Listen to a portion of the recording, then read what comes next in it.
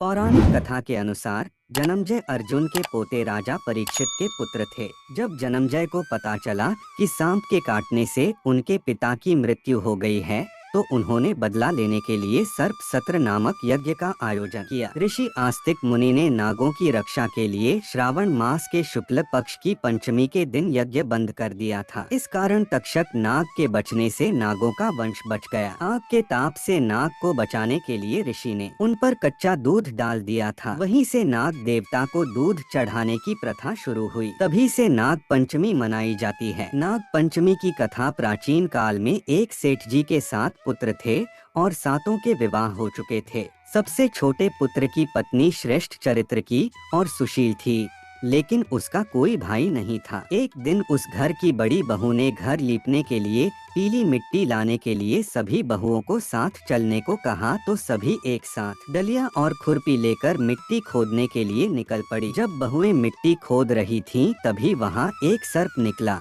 जिसे बड़ी बहू खुरपी से मारने का प्रयास करने लगी। यह देखकर छोटी बहू ने उसे रोका और कहा, यह बेचारा निरपराध है। यह सुनकर बड़ी बहू ने उसे नहीं मारा। तब वो सांप एक ओर जा बैठा। तब छोटी बहू ने उससे कहा, मैं अभी लौट कर आती हैं, तुम यहाँ से जाना मत। इतना कहकर वह सबके साथ मिट्टी लेकर घर चली गई और कामकाज में फंसकर सर्प से जो वादा किया था वो उसे भूल गई। उसे दूसरे दिन वह बात याद आई तो वो सबको साथ लेकर वहाँ पहुँची। सर्प अभी भी उस स्थान पर बैठा था, जिसे देखकर छोटी बहू बोली, भैया मुझसे भूल हो गई, उसकी क्षमा मांगती हूँ। तब सर्प बोला, अच्छा तू आज से मेरी बहन है और मैं तेरा भाई, तुझे मुझसे जो मांगना हो मांग लो। वह बोली, मेरा कोई भैया नहीं है, अच्छा हुआ तुम मेरे भाई बन गए। कुछ दिन व्यतीत होने पर वह सांप मनुष्य रूप धारण करके छोटी बहू के घर आया और उससे कहा कि मैं इसका दूर के रिश्ते का भाई हूँ, बचपन में ही बाहर चला गया था। उसके विश्वास दिलाने पर परिवार के लोगों ने छोटी बहू को उसके साथ भेज दिया। उसने रास्ते में बताया कि मैं वही सर्प हूँ,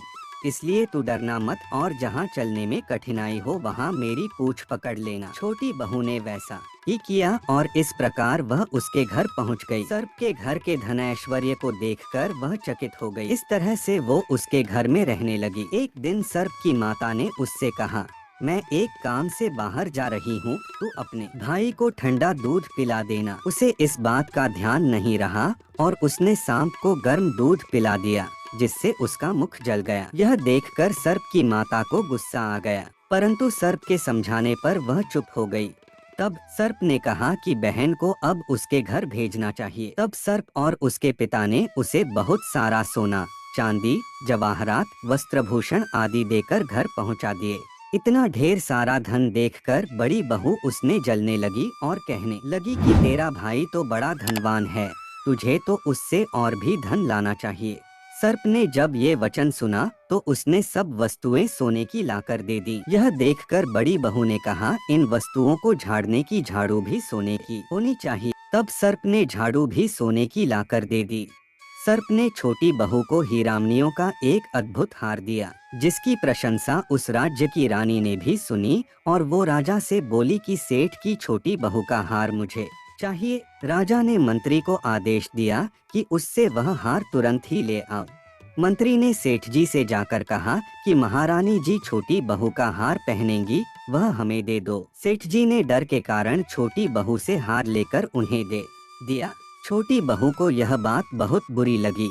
उसने अपने सांप भाई को याद किया और उससे प्रार्थना की, भैया रानी ने हार छीन लिया है, तुम कुछ ऐसा करो कि जैसे ही रानी वो हार पहने वह सर्प बन जाए और जब वह मुझे लौटा दे तब वो हार हीरों और मणियों का हो जाए। सर्प ने ठीक वैसा ही किया। जैसे ही रानी ने हार पहना वैसे ही वह सर्प में बदल गया।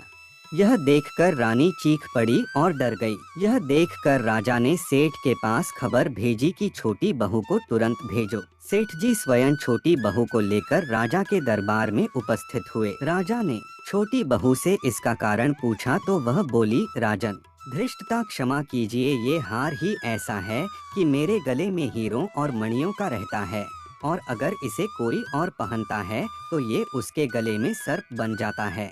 छोटी बहू ने जैसे ही उसे पहना वैसे ही हीरो मणियों का हो गया। यह देखकर राजा ने प्रसन्न होकर उसे बहुत सी मुद्राएं भी पुरस्कार दिया। उसके धन को देखकर बड़ी बहू ने ईर्ष्या से उसके पति को उसके विरुद्ध भड़काया, जिस कारणवश पति ने अपनी पत्नी के आचरण पर शक किया। तब वह स्त्री फिर से अपने सर्प भाई को याद करने लगी।